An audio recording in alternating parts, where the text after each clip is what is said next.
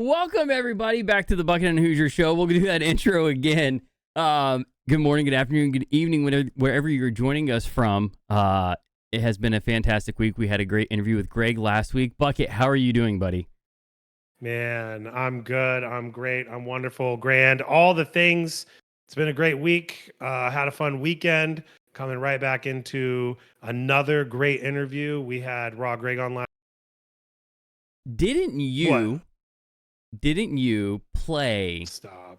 Didn't you play in the first round of Open Qualifiers?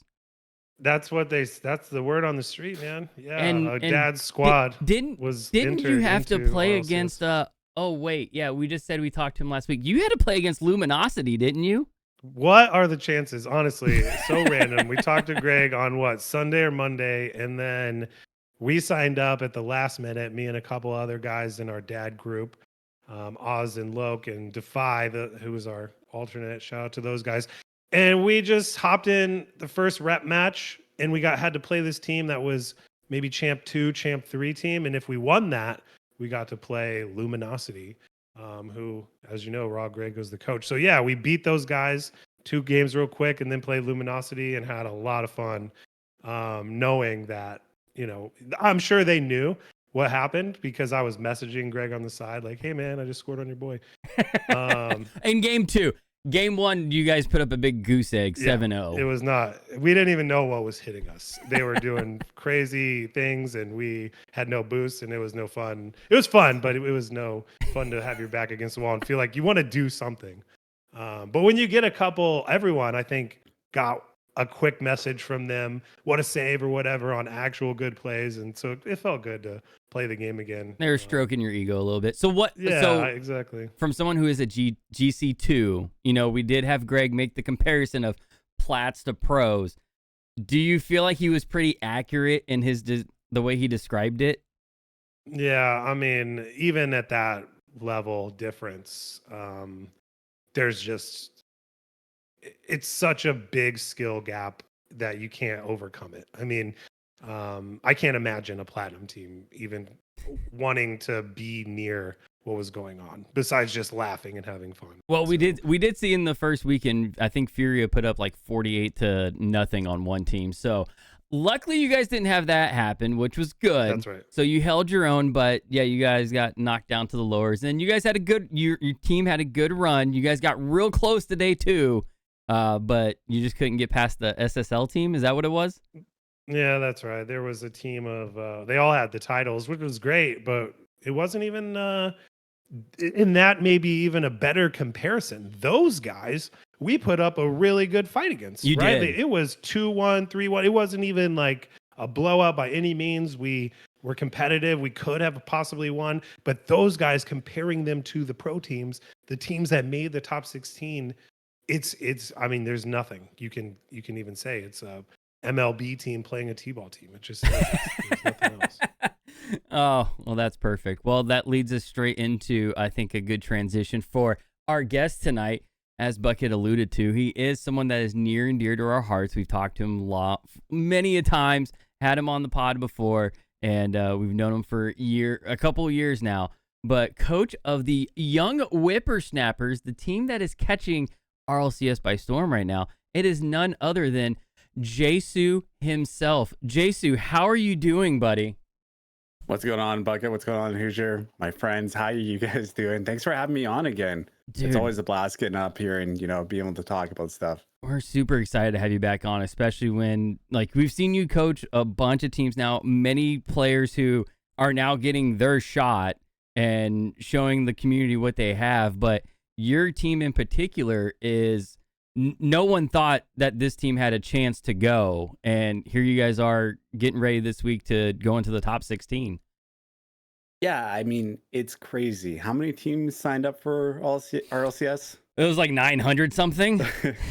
Yeah, so I mean, and I don't know how many of those were bubble teams, but there was a lot, and to just think about it and be able to, get into the top 16, it really is a bit of a dream come true, but also we're not done yet. We're just getting started. Just getting started for sure. So for you guys going into day 1, we kind of you and I talked a little bit beforehand, and I have already mentioned it, how Greg described, Plats versus pros and how that can play into what goes on the weekend. And you said that you heard that and that almost became motivation for you. Yeah, so I was listening to your podcast last week, and I was happy that you guys got this going again, and especially Greg. I mean, Greg is such a motivation for us as coaches as well. He's a top tier coach, and listening to him talking about how these SSL teams, when they go up against the pro teams, they start to move different. All of a sudden, they're playing like the best players in the world. They just become a different animal. And I'm like, you know what? That's gonna be us. We're just gonna take people by storm immediately off the get go. And so that was cool. But yeah, we had quite a few upsets actually through the run. I don't know if you want to talk about the different games that we had to play, but Heck yeah. Omelet being the big team that we had to play against to make it in. And I believe I'm not 100% sure on their past rankings, but someone was saying that like, they used to be top 8 or something along those lines. And yeah, we did really well. Like we, quite frankly, kicked their butts in game 1, and that gave us so much confidence. We came in there, I think we beat them 6-1 or 6-2. It was a blowout. And just to have that much firepower coming into game 1, it really didn't matter what happened in game 2 or 3. We already knew we could just, score the goals and get it set up. So yeah, it was a really good showing from our guys. We beat them 3-1 and quite dominating. It was really good. That, I mean, kind of like Greg said, right? You get that one in there and it's like, oh, okay. Like we can do this. We're here. We belong. And it just kind of takes off from there. But yeah, Omelet being a team that you guys knocked out. I mean, Omelet is comprised of Lion Blaze, Daniil, and Percy. So those definitely are not names to, that you just wave off and go, no, we don't have to worry about them. So that's a big one. Who was one of your next teams that you guys came up? Yeah, so the one before that was Detonate. I'm just gonna bring that up. That was Astro, Fifi, and Cosmic. And I think a lot of people had them making it through as well, or kind of favored to make it all the way. And we went to game 5 with them. It was pretty close, but it was the same kind of feeling in that series where they were scoring a bit, but we were scoring a lot. And because we had the confidence on our offense, it was just, we had so much confidence coming into that series. And the other thing too that we kind of realized going up against Omelet is that they had been sitting from the upper bracket for so long. And we had such a really close and just a battle coming through that kind of semis to kind of get to them, that we knew that we were already coming into this just with so much confidence. And yeah, I already knew it was going to be a good game from us. And then to take game 1-6-6-2, yeah, it was incredible. Such a good feeling. Damn. Yeah, it always is nice when you catch a team that's actually kind of cold at that moment and not fully ready to go, and you guys are running hot. And we all know from playing in just the dad gaming tournaments, if you get stuck where you're just sitting there waiting for like 20 minutes and you're trying to play as much free play as possible, but it just doesn't compare to when you're actually in play and having to think about what's going on and my reactions to everything. Bucket, what do you got? Yeah, that begs the question. And eventually I want to back up to getting the team together and all the things. But this is kind of geared towards the format then. Do you think that there's something they can do to prevent things like that? Or is this just the way it is and you have to deal with it? I know everyone's got their favorite type of game modes and all that. It honestly is just the way it is. And like, so on the big leagues, right? What do? They go and they scrim other teams in between, right? So they're still scrimming other LAN teams until they actually make, the grand finals. So whoever's in that upper bracket, they're scrimming, they're staying warm, right? In an online format like this, I don't think anyone is doing that. No one's got downtime and is able to coordinate and get those scrims going. But they really should be, because I think a lot of teams, what they're doing is, they're keeping eyes on the bracket and they're free playing, but they're not really locked in like the same way that they would be for a scrim or a warm up. And coming off of a series where you're ultra locked in, it's just not comparable, right? So it's very easy to catch teams off guard that way, especially if you're coming through the lower bracket. I could definitely see that. It's just it catches you off guard. You almost wonder sometimes if like a top team would it's not ideal. It doesn't look good on paper, but if you drop down to a lower bracket just so you keep the juices flowing and you don't have to worry about that stale happening. But I can't There's a see thing, them wanting right? to do that. There's a thing in the RLCS for like so many years. The lower bracket run was like the people who were in the lower bracket made the like the victory for a long time. I can't remember when it was finally broken, but that was like the thing. Whoever was in the lower bracket just like continuously came through and won. So Yeah. it is a common thing. Yeah. Oh man. So you guys take down your second opponent, and who could you guys come up after that?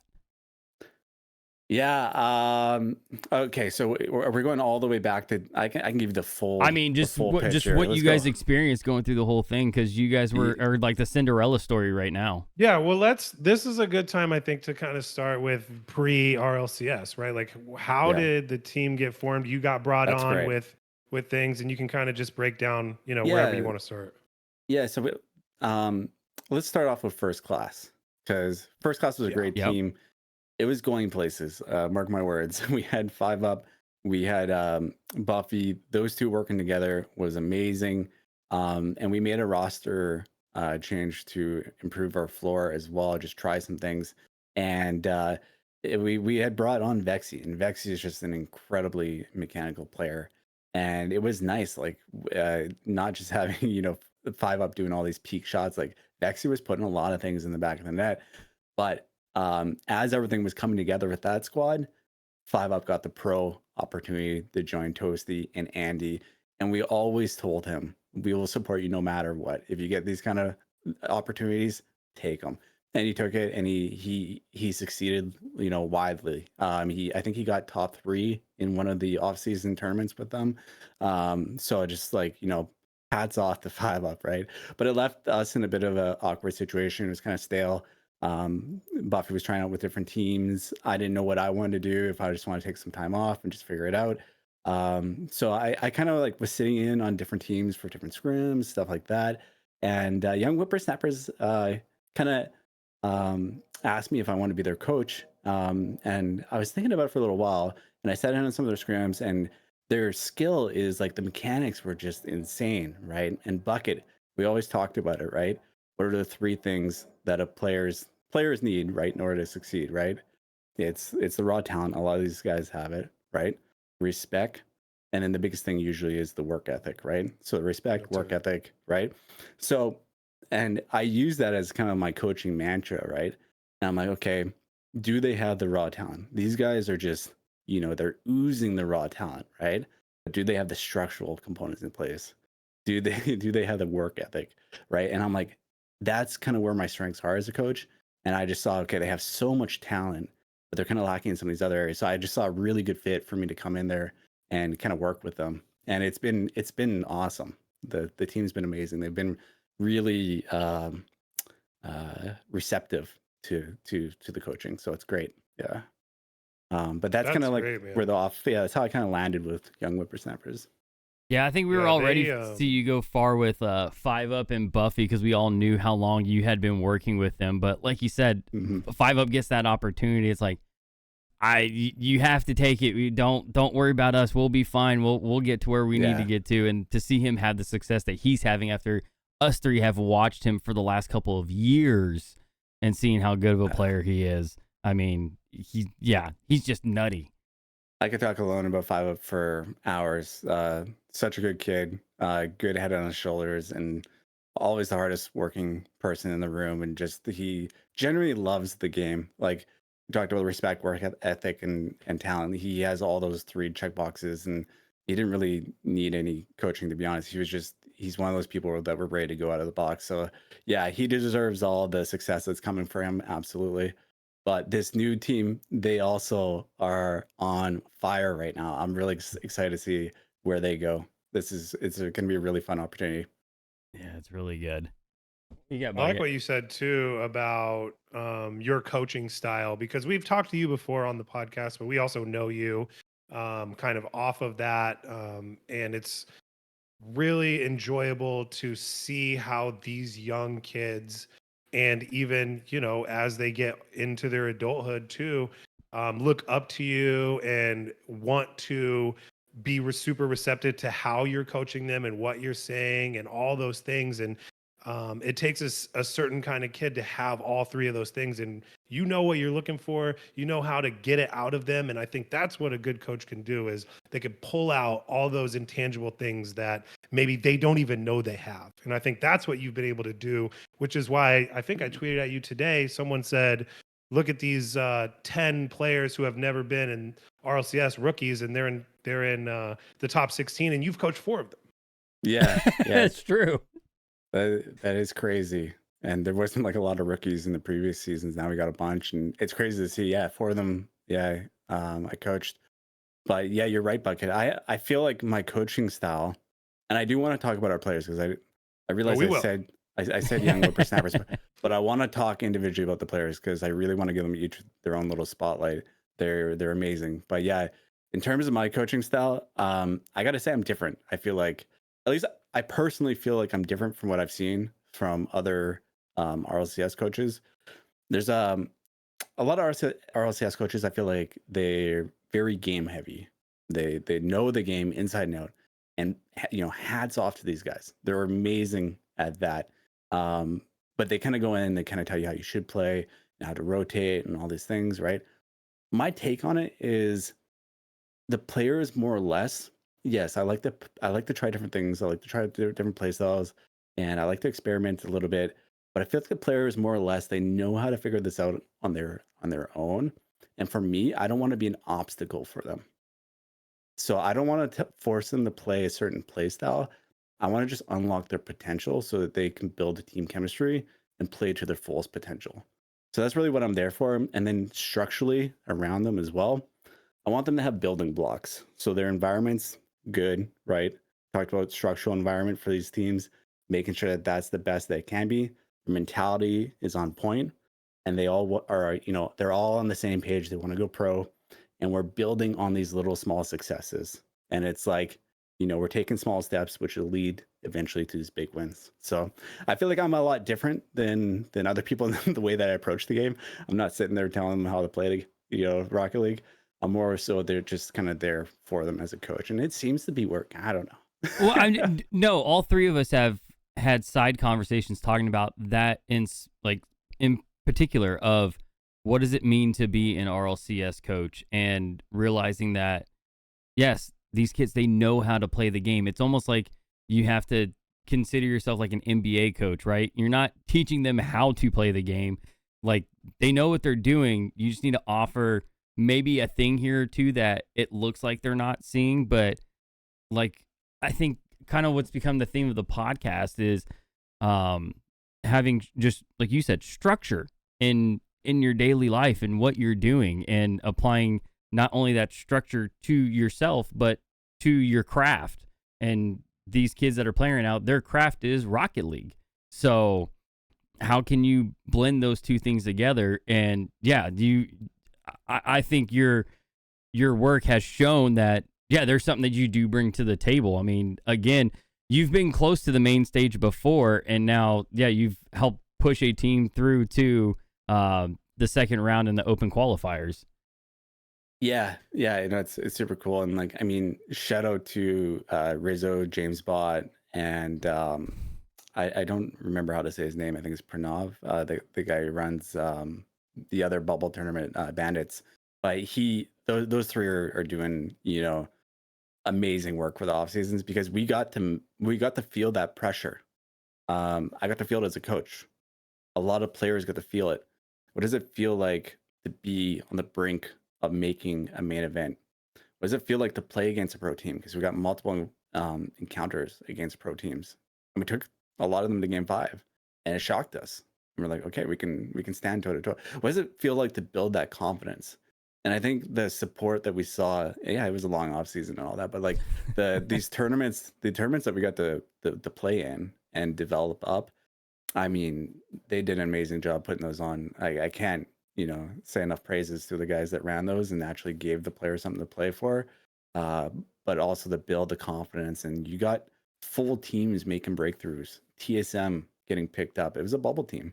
We used to play them in weeklies, and we used to kick their butts, and then they made a few tweaks, and all of a sudden they're an S tier team. They're coming top 4, and like these big tournaments, they swept their way into, or they didn't. I don't think they swept, but they made the way into the upper brackets through the RLCS quals. Like it's huge. That was a bubble team. Now they're signed by TSM, one of the biggest orgs in esports. It's nuts, right? That all came from supports like on the off season. It's super cool. So do you think, in your opinion, if we didn't have that long off season, there's a chance it just would have been the same old guard that we would have seen over and over? Absolutely. Okay. Absolutely. I don't think a lot of the pro teams probably took it as seriously. Like they probably just took a bit of a break. They continue scrimming amongst themselves, but maybe not playing like tournament level settings, right? Like playing in some of these. Some of them did come down and play them like Shopify and Luminosity did. Luminosity, yeah, they did, and they obviously did amazing. They're obviously top 1, 2, 3, 4, right? But they were still active. They're competing, right? But there's others that weren't really competing as much, and I do think when you have bubble teams that are grinding and really putting the work in and getting that exposure, that at some point, because they're closer to the top, like they're slowly gaining. Like there's a lot of teams that were very close, like Buffy's new team with G-Man and Hazel. Mm-hmm. I can see them easily breaking into an RLCS qualifier. I think they had maybe, I don't know what happened with their run. Maybe they weren't just locked in or whatever that day, but like that's a team I can easily see. There's a bunch of teams that I could just point out that could make breakthrough that are very strong bubble teams right now. So kind of as a whole, like I was a very big critic of all the changes that came out of how it was going, what it looked like, but I did say before, yeah, okay, you want to start this? But I did say before it started, like we do have to see, maybe we don't see what the positive is. And it does seem like the positive is that on any given first round weekend, everybody has the same shot. There isn't only 8 teams that are going to get to the whole second section. Like it's wide open. So now everybody has to compete. Yeah. I mean, I was looking at the bracket and there was definitely some easier runs than others for sure. But I think as the seeding gets better over time, that'll kind of work itself out. But like Deleted had to play a game, Cartel Blanc, which was Zell, Kamikaze, and Og. They're good. But I think one of the easier kind of main event matches. It was definitely going to be rough this time around because if they were doing seeding off of your MMR in game, it was like there's going to be some things that slip through the cracks. But as you said, as we go forward, it should work itself out. I do wonder if they'll see certain players MMR and see that, well, maybe they've been playing on an alt account and they're not playing on their main just to keep their MMR lows. So we're gonna still bump them up a little bit. I mean, there's gonna be those little nuances in there, and there's gonna be ways that someone's gonna figure out how to game the system. Right. So, but it does after this first weekend. It does feel like, I don't want to say it. It does feel like it kind of was for the better right now. Because he's admitting it. He's admitting it. No, last thing I wanted to do. But listen. So, I think you made some good points in there too. Again, that the brighter the lights are, the harder it is for some of these teams that may not have had that experience. And that was a lot of fun to watch you coach and all those guys play in those cool tournaments throughout the off season. And that just goes to show that if you stay on top of things, anything can happen. And like everyone's alluding to, the margin for error is so small at that level that you have to take every advantage that you can. And it seems like you guys did that, and a lot to your coaching, but probably also a lot to the quality of players that you've been able to put together on that team and invited you over. Yeah, I mean, the team was kind of put together and I was just invited to join, but this was a team that already had some. This was a team he's the most humble person in the world when it comes to this. That's right. No, this is the truth. This team, they already had some success. So I mean, I want to talk about the players, right? You got Realize on the team. And Wait, the realize? Yeah, we got to talk about that too. Not the one from APAC. So many people think that for some reason the Realize that played in this tournament is also playing. It's not. This is like the North American Realize. He's a funny guy too. But anyways, Realize, we got Panda, who's a Canadian, and then we also have Skippy, right? And Okay, wait, time out. Skippy. Time out. I got this question just came to me because Yeah, Panda. Do you in practice play the panda sound clip? Dude, you're giving away I was gonna play that like at a peak moment. I haven't done it yet, but I'm gonna play that. Like, I'm waiting for him to peak, and then I got it on the soundboard. I'm just gonna panda. Yeah. So yeah, those two, they Panda and Realize have been teaming for quite some time, and they had been playing with Jathan, who's my close friend, and an amazing player as well. And they had made a couple main events as well, and we were actually pretty close with them. We scrimmed them quite a bit with first class, so I knew firsthand what the team was capable of. They've always impressed me. Realize has just been this. Honestly, he's weird. He's like a wizard. He just like spawns mechanics out of nowhere. It's insane how creative he is, and just if you ever watch him like in anything, any kind of tournament or anything, he's got these odd mechanics that will throw anyone off guard. He's able to beat players. Panda is like very good with his shooting, very consistent. He doesn't mind being selfless, and he also has insane mechanics. Like, he's super mechanical as well. And then they went LFT because Jathan decided to take a break from the game, and they tried out a few different players. They actually picked up, I think it was, don't quote me on this. I think it was Dinks. It might have been, or someone else that starts with a D, bubble player. And they took NRG to game 5. And I was like, that's impressive. Because it's just impressive. And they decided to try out some other people the following week, and they tried out Skippy. And Skippy is a top contender in the NA salt mine. If you want to look up some of his results, insanely mechanical, insanely fast paced, and just high energy too in the comms and everything. Just a vibe. This kid has a really bright future as well. And they ran some scrims with him. It was like instantly there was a bit of a connection there. So yeah, no, I gotta say, honestly, I feel like they're one of the more mechanical teams in North America. They're insane with mechanics. That's like, it's just right up your alley. You and mechanical players seem to go hand in hand. Yeah. I mean, it's nice because at that point you're just figuring out play styles, right? What works, what doesn't work. So we tried, like, for the first week, we didn't really have a lot of time. So we played in a tournament. I think we did okay, but it wasn't like amazing. But we the first week we just like, okay, let's just play, right? We just play, see how we do natural, right? The next week we actually had some time to experiment. And like, we've only been in team for like, what, 2.5 weeks, I think, something like that, right? So very, very quick form. But that next week I actually had some time to try different play styles. So, try this player, this position, try this rotation pattern, some of the traditional coaching stuff that people do, right?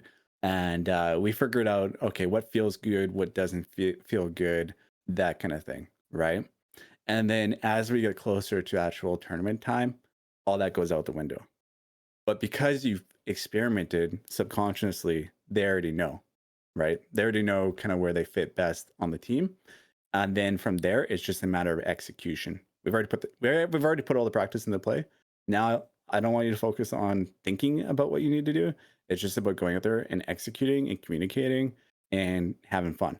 And you're trying to get them in a state of flow, right? Come tournament time. So that's what they ended up doing in day 3, man. And when they got locked in, it was over. Like, I swear they would have beat pretty much any team outside of maybe the top 2. So. Oh, you gotta love that. It's literally it's become your playbook. With any players that we've watched you coach, it's the same thing. Nutty mechanical, they work well together. I just JSU sprinkle a little bit here and poof. Look at us. We're doing great. I don't want to take any credit though, because it's the players, man. At the end of the day, it really is the players popping off.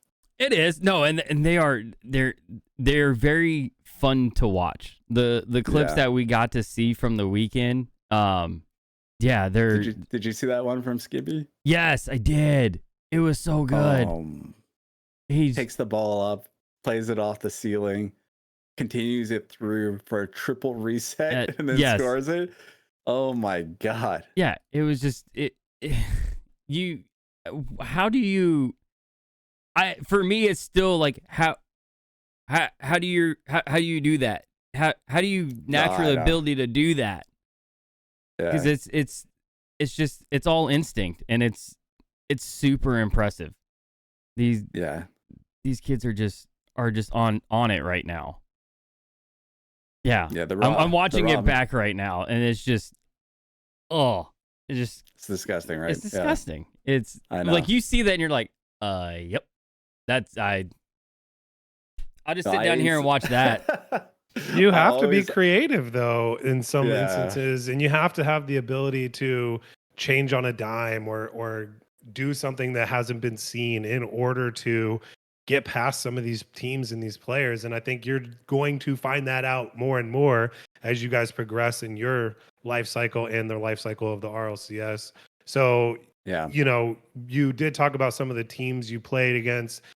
They were able to do some of these things too. I'm betting it got harder and harder as you got into like the omelet to pull some of these things off, or maybe that's what you need. Are you able to is that the frosting? Like those things are great, but we have this other core, or is there like do your thing? So when I feel like when I'm over analyzing, I'm always like trying to tell them how to open up the net, because like you said, defenders are like they're just way too good nowadays, defenders. So how do you open up the net, right? Are you doing infields? So is the infield even free, right? Or are they getting cut off? A lot of times they're just getting cut off. Like people are watching for that. Are you rotating forward, sweeping for demos, right? Good old classic Rizzo rotation. Are you using mechanics to pull defenders out in the way of the net, right? Like there's a bunch of things, right? And are you getting your hooks in for those deep boost steals in the rotations and crippling them over time? Like there's a lot of these things that you can do to weaken your opponents. And I think our team naturally just does a great job with all of that, with the mechanics. Skippy plays so far forward. He's always in their face. Like he's on the ball. He's getting the demos. He's getting the deep hooks in, and like they're all doing it. So it's like, I think naturally they're aware of all these things and the different ways to do it.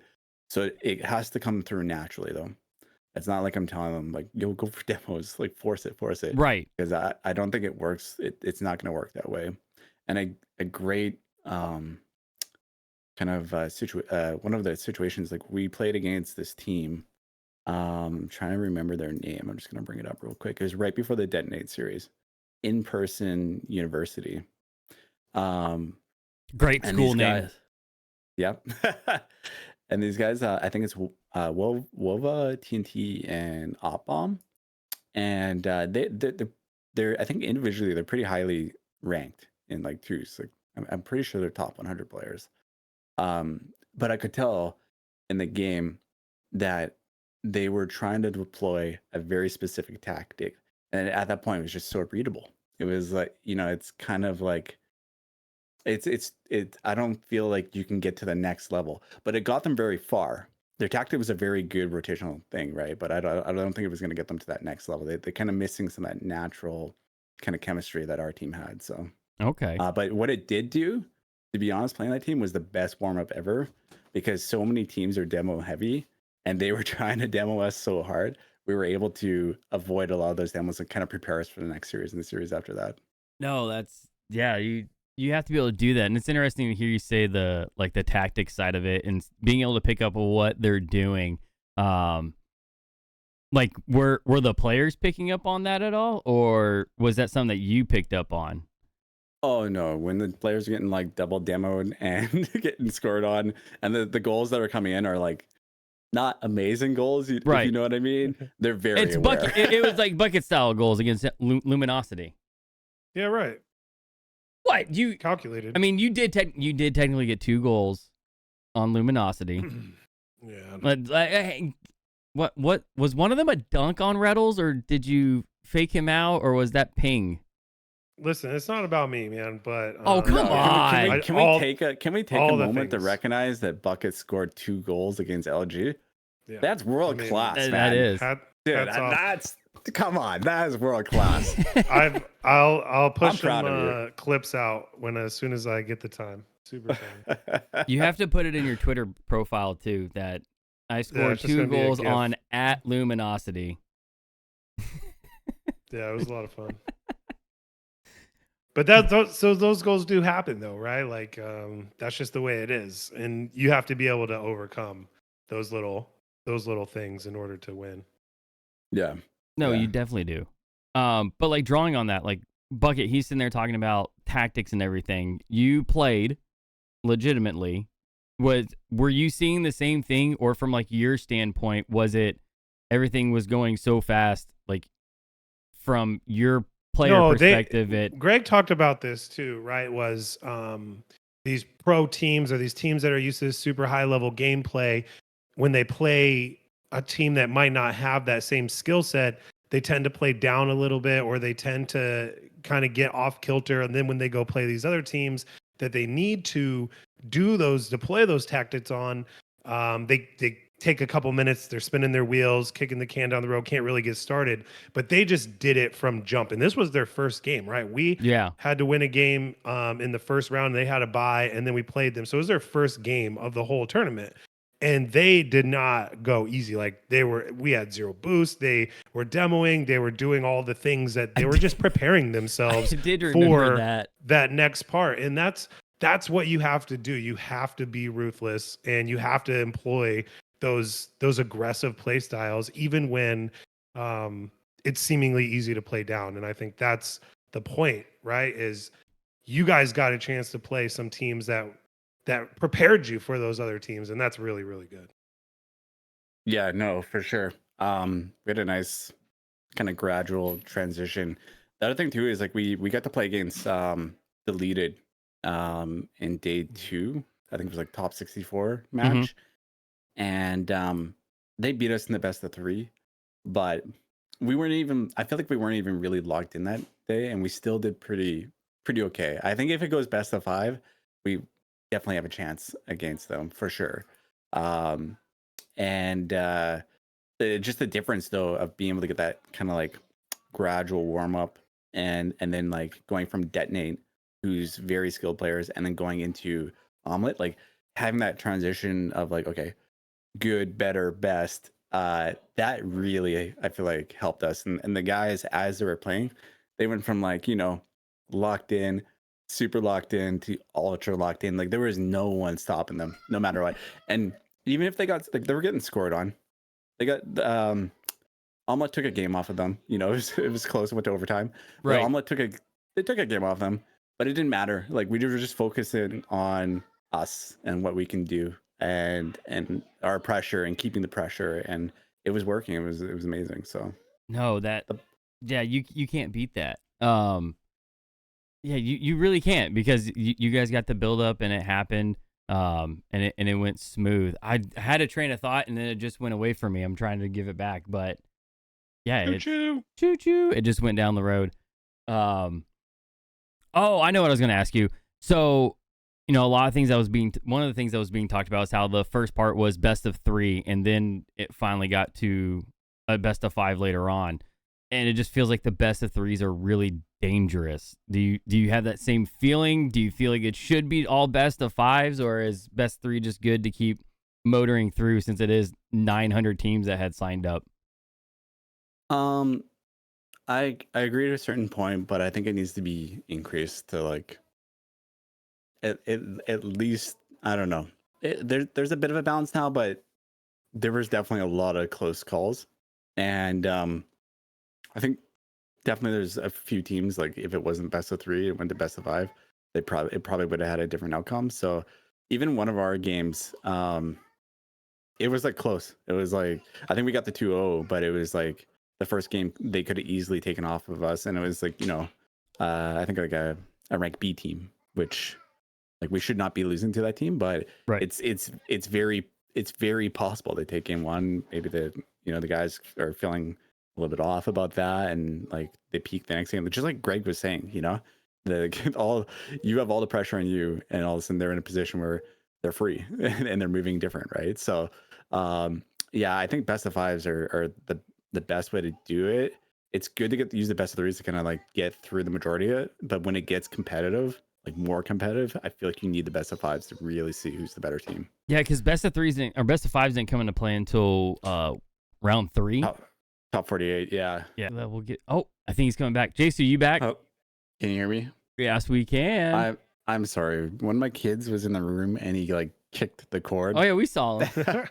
yeah, and it cut out. It had to be the Goal XLR cord, so to cut the audio, I had to reboot it. It was because it came back through Discord. I saw Discord peak. I'm like, ooh, that wasn't me. And I thought Bucket was playing with the samplers. Oh no! Oh, I'm so sorry. I apologize. Yeah, post editing can fix that. It's all right. It's not hard to do. All right, so yeah, that's right. So getting ready to wrap it up. We keep rolling. We got a couple more questions. Big thing was, what was your guys' expectations going into the weekend? Yeah. So the expectation was to kind of make it through uppers in day 2. I think we had the skill to do that. We kind of fell short on that. So at that point for day 3, we were going through the lowers, and we just want to take it one game at a time. In terms of like overall expectations, to be honest, this team hasn't really been. We made a couple main events in the off season, but the RLCS main event is a lot different than something like the draw. So I would say it's a little bit easier to make the draw, right? So we definitely wanted to make it at least close to the main event. But I think we definitely exceeded our expectations by being able to make it into the main event. And because we're so new, a lot of the stuff has kind of been untested. I know individually these players are among the best in the world. So it's just a matter of how well we can kind of come together as a team at this point. And I think they really proved in their last 2 series just how capable they are on offense. It's world class. So I'm really excited to see this weekend really how far we can push it as well.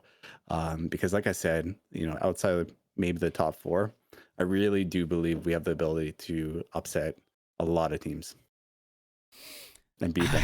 I think you guys do too. I mean, your first matchup is NRG, which from past history, Game 5. They've almost done it. Yeah. And so now they got a chance to actually do it. I mean, so you have 2/3 of the roster that played them last time? That's right. We have Skippy, who I would argue is one of the prodigies in NA. So our roster has gone up a lot since then. We got the ice now as well. We got the confidence coming into this. I will argue that their roster also has improved, though. Toasty is a solid player. He's a veteran. Yeah, they made a roster change. Yeah, I will definitely say Energy is stronger. We're definitely not taking them lightly. In the past, I think Energy with Frosty was one of those teams where it's like they have a really high ceiling, but their floor is also a little bit lower than other pro teams, so that you could definitely catch them off guard. But now their floor is going to be a little bit higher. But that being said, I think that if we bring our A game, we can definitely take them for sure. So how do you sort of prepare for the change in format going into the Swiss stage? Is that something that you've talked about, or is it just prepare for the first game and then take what we get after? I don't think it changes in terms of preparation. I mean, right now we're trying to get the best scrims that we can, the highest quality scrims, and but I think we talked about it before, like build the building blocks, right? So you take your wins, right? But you don't just take your wins and think all of a sudden you're a go-to team. No, you're getting back to work, right? And it's like we found that zone when we played against Omelette, right? Now, how can we take that? That's our peak, right? How can we take that and make that our floor? every single time we hit the pitch, every single time we're on there on the field, we are trying to play to that same level or higher. And so in scrims this whole week, that's what we're going to be doing. We're going to be trying to find that zone, stay in it, so that when it comes down to Friday and we're playing against NRG, we don't have to think too hard to get back in that zone. We've already practiced that the whole week. We're just going to go out there and play. And that's what I want. I don't want them to have to feel any nerves coming into it. I just want them to get out there and peak, like just play. That's Yeah. right, man. Just play. You say it so elegantly, but at the core of it, it's we're not going to play anybody else's game or worry about what they got going on. We've got a game plan. We know what we're capable of, and we're going to continue to push that ceiling to be our floor. That's again, why you're able to continue to push these guys kind of up the mountain. And keep them motivated. Not that they're not motivated, but keep them on the straight and narrow path to the top. Yeah, and I get it. Like there's a very analytical side of the game. I've dug in, I've done replay reviews. You know, I could dig in and take a look at the different play styles and see who's rotating where, you know, who's rotating forward, who's getting the boost, who's the mechanical player, who's setting up the plays, are they doing infields, how are they scoring? Yeah, I can digest that and kind of, you know, give it to the team, right? But I don't really want them thinking about what the other team's doing. I want them thinking about how they can score and how they can execute and how they can effectively communicate when it comes game time. Like I think as the play unfolds, they're like just naturally they're already down. They already kind of know it's happening so fast, right? So it's really just getting them to the state of flow and keeping them there. And in the past, with all the teams, the more analytical I've been, because I've tried that in coaching, the worse the teams have performed almost every single time. And I feel like the more like hands-on coaching that you try to do, the more of an obstacle you become. And the best every single time, the best times that the teams have always peaked, always performed well, is when they've grinded really hard the week of, they put the work in, and all they've had to do is get into a state of flow and feel confident. When they bring that confidence and they're locked in and they're all communicating very well every single time, that's when they've all peaked and had these big upsets and had these big wins. And that's really what I try to do with my coaching. I'm trying to get them not to think so much and really get into that concentration state. And I do some weird stuff too. I don't want to give away all the secrets, but I do some weird stuff in scrims too. Like I do games where I tell them we're not calming this game. They don't talk. they don't talk. They'll play not in a tournament, but in a game for scrims, for warm-ups. Right. I'll tell them, guys, we're not going to calm this game. And they're like, what the hell are you talking about? Like, especially when I come on and the team's not really familiar with my coaching style, they don't get it. But you should see how that builds chem, because they're learning to read the play visually. They're not just focused on the verbal elements, and it's another layer of communication, body language, like within the cars and stuff, and it just adds another layer. So we practice stuff like that as well. That's just, you know, there's multiple facets of team chem. So that's awesome. Well, I do want to say, even though since I forgot to turn X chat on, the owner of Deleted says that he's down to set up a scrim, so you have that going for you guys. Awesome. Yeah, they're a great team. Yeah, that's great, man. I mean, you just say it so many ways again that just makes so much sense. And I hope players and coaches and anybody interested in what's going on behind the scenes gets to listen to what you're thinking, because this comes from years of experience at the level that some of these players are wanting to break through to, right? Like, this is why it's so interesting to hear you talk, because of the preparedness and all these little things that we've, you know, you and me have kind of chatted in the background about before, but seeing you continue to push through and making sure that things are always moving forward, one step in front of the other, one step in front of the other. No one's seeing all those behind the scenes efforts. They just see like, oh, this team beat this other team and they just broke through. Well, no, there's a lot of blood, sweat, and tears that go into getting to this level, regardless if you've been there for a long time. Nothing's guaranteed this season. I think that was one of the things that some of the top teams were like, oh man, and anybody can come up behind you if they've been putting in the work. And that's just great to hear, especially the way that you're able to articulate it. Yeah, I appreciate you being able to recognize that too, because yeah, you're right. A lot of people just see it for face value. They don't understand everything. It's great that you have people like this podcast where you can actually see the behind the scenes and really get those details if you want to be able to dig into it. And you guys bring on so many good resources. I look up to Greg, and hearing the podcast last week with Greg on it, I took so much away and just absorbed that. He's an amazing coach. I would love to hear if you ever guys get the M80 coach on here, Nick. He's another one of the goats of coaching. There's just so many good coaches. I love listening to what they have to say. It's great. There's so many different avenues and ways to approach it, but kind of at the core, it all ends up being the same thing. But yes, it's interesting to hear, like, how are you thinking about it, and Yeah. what's your take? So it's what's kept us going and doing the podcast this long, because it is a video game, but it is competitive, and it does have real life translation to it. So, and a lot of things that a lot of us have grown up knowing, playing traditional sports, like, it does translate over. You just got to convey it the right way to your younger audience. So, and you've definitely been the king of that for the last couple of years, from what we have seen in the bubble scene. I would not say the king, but I'll definitely take my wins when they come, for sure. There's a lot of under recognized coaches and people putting in work behind the scenes, and shout out to managers too. I don't think they get enough love, but the managers, they really don't. They're in there, they're coordinating everything, they're working day and night, doing the backbone they're the spine of the team. Without the warm ups and the scrims and really digging in, they get these players the best that they can. These managers are putting in the work. So shout out to all the managers too. You gotta love it. What do you got, Bucket, before we go? Yeah, so modest, man. So what? I know it's easy to just say, "Hey, we're gonna win everything here on out," but throughout the entire course of this season, right? Like, this is just the very beginning of the Yeah. season, and I know it's still a lot of unknowns and how things are going to shake out. But give us your take on your team, and also the format as a whole, whatever you like. Just kind of like whatever. I mean, the whole thing is exciting again, and starting to get to that point where everyone's looking forward to the next weekend.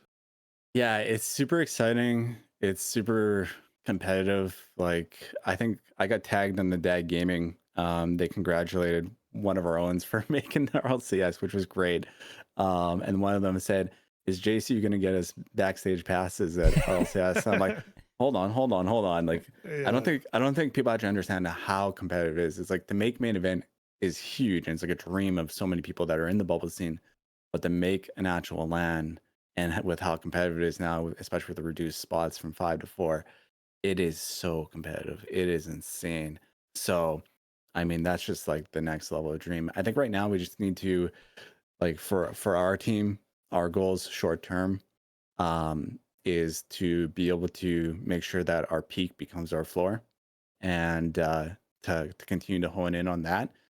And I really want to show what we were able to show off on day 3 for RLCS day. I think if we can show that off, I think we're really going to impress a lot of people. And I honestly, because we haven't had scrims against these teams, we're kind of untested. We know how Omelet has done. They've been doing great. They've been coming top 4 in a lot of these tournaments. They've been doing amazing, and honestly, we really did great against them. We did it amazing. I don't think they were playing bad. They took LG to game 5. They were playing good against them as well. So, like, I feel like our team is untested, and if they can hone in, if they can lock in, it's gonna be fun. It's gonna be fun. I think that we can really make it pretty far. Saturday, possibly, maybe deep Saturday, but we'll have to see. Sunday, maybe. It's a bit of an unknown, but that's the fun of the whole thing, right? So, can we lock in? How far can we get locked in? From there, how do we improve, build them? It's a building game, right? We're just gonna continue to build on our successes. And I mean, inspirationally, TSM, the bubble team, I think they're probably one of the only bubble teams like did really well and then continued to do well, right? They took the game seriously. They built off their successes. Right. I want to follow their footsteps. They're locked in now. They're a top pro team. They're doing great. I would love for our team to kind of follow their footsteps. That would be a huge goal of ours. So. Well, I think you definitely have the mantra going forward, which is make the peak our floor. And you definitely have some Ted Lasso vibes about your coaching, which I think works very well. Maybe that's what it is, man. That's what it is. I'm trying to point my finger on it, and he found this nice coaching vibe and philosophies and these things and some experiences, and it's all just coming together. That's so great, dude. Hey, we've gotten to hear the JSU prep talk speech before a game, and I know that motivates a lot of people. I should start releasing those. I don't think people hear them, but I made one for each of the days as well. So I was getting them hyped up with those. There you go. They're more fun than they are productive. I don't think they're that productive, but they're just a lot of fun, you know. See, that's what you think. I know, right? You already know these players are so good. You've mentioned it so many times, and they're dynamic and individually and all those things. But as a team, that's what really matters in these moments. So that leads me to my last question. I just want to know what you think about NA's chances overall throughout the rest of RLCS. Isn't it a little early? The rest of the world. No, I know, but you've seen what's capable here. Like, let's just make a quick prediction. Are we going to show up when it comes to it? Like, is there enough talent on this pool of players and teams? And they still got the work cut out for us. Yeah, like I'll just be real. I feel like Europe has had our number for a while, and I'm like, I'm not biased in terms of like NAU, just straight up the way that they play Rocket League is different. And what I would love to see if we ever get funding or if one of these orgs is big enough is I want to take an NA team, like a top NA team, and send them over to Europe. And you get the mechanics, they learn the play style over there. And I think that's how you're going to develop like one of the best teams in the world. But it's interesting, their play styles are different. Like their team chem is there. Maybe NA can do it. I mean, Genji's looking strong and stuff, but you will never know until a LAN, right? We're never gonna know, and but it's gonna be interesting. It's gonna be interesting. I still feel like you might have a bit of an edge, though, and I'm just trying to say it as unbiased as possible. That's the point of the question, though. It's like you don't know. You've told us a lot of these good quality factual things, but sometimes it's fun to just throw a Hail Mary and say what's gonna happen and have some fun with it. So I think that's a pretty. Well, I think a lot of people share that sentiment. Yes. Yeah. And I got one more to end it on from the chat. Bradley Mitchell, the owner of Deleted, wants to know, what do you think about us taking Genji to 2 overtimes and a game off, as well as reverse sweeping Shopify? Is that a team that you're looking out for? They've done this. Yeah. I think okay, first of all, Deleted is an amazing team. I think I mentioned it a couple times on the podcast. Yeah, I think that their team has shown great strides of once they got picked up from Deleted, all of a sudden they just start popping off. So I don't know if that's like, we talk about structural stuff too. I think maybe the org might have something to do with, like, you never know what kind of behind the scenes support they're giving them. But that team is very strong right now, and I think they're on an upward trend for sure. So yeah, I would definitely watch out for that team. They have the potential to upset some people for sure. I kind of rate RLCS teams in North America kind of like high pro, mid pro, and kind of like unknown, right? And I would kind of put them in the mid category. They're solid. Yeah, that's not bad. I think it's going to be a very interesting weekend with the teams that have made it through, and the long off season and everybody getting back into their rhythms. Like there is the potential of, oh, it's who we thought was going to be there. But there is that exciting portion right now that could be, oh, wait, this team is doing really well, and we didn't think we'd ever see them here. So it's going to be a very interesting weekend of RLCS. And I'm just glad I don't have to work, so I get to watch it all. Yeah. Well, that's the best part of the weekend for most people, right? Yep. Watching RLCS, making your whole family watch it. That's what you do, yes. I'm like, if you're coming in this room, you're watching this. Just period. That's all It I'm is saying. going to be on. Well, JSU, we can't thank you Wait. enough. Oh, wait, I what do you got got? one more question. I keep saying Okay. it, and then I keep thinking of these things because we just talked about it, right? Like JSU mentioned the org, maybe behind them. Have you guys been approached by anybody? Have you been Any leaks? now that you're in that top 16? I mean, I'm sure people are like, "Ooh, let me give these guys a Yeah. little look." I don't think I can talk about who's approached us. There's been a few, but I will say the team is definitely entertaining org opportunities right now. And I think it's a really good time to potentially pick up the Young Whippersnappers because we got a team stream coming up on Friday, so it's a really good chance to get some exposure. So if there's any orgs out there listening or potentially interested in getting into the RLCS, you never know what can happen. Feel free to reach out to one of the members on the team and maybe make something happen. So yeah, they're definitely open to org offers right now for sure. Yeah, you're inheriting one of, like, we will vouch for you all day. I know Uh-huh. you'll see those vouches on Twitter, but this is a real, like, honest to God, like, someone you want in your corner if you want to, continue up the mountain. So, any last words from you, JSU? I know Hoosier's going to probably bring us out here in a minute. He really wants to keep it under an hour because it's really helpful for us, but. No, nothing more from me. I just appreciate you guys for again sharing, the side of the RLCS and the stories that a lot of people don't get to hear. So I love listening to your podcast and I appreciate you guys for having me on. Well, we appreciate you for coming on. This was last minute, and you were gracious enough to join us up here as always. Before we go, what are your socials? Where can people find you? Yeah, I should rename my socials, but it's JSU Design on Twitter. That's my Twitter handle. It's JSU on Discord if you want to get in touch with me. And I just recently got a Wikipedia page. Yay! Yeah, finally. Yeah.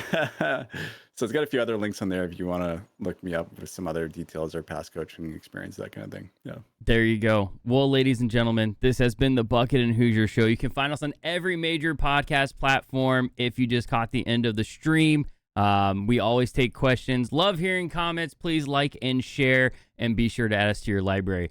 And from us, have a good night. Catch you all later. Bye.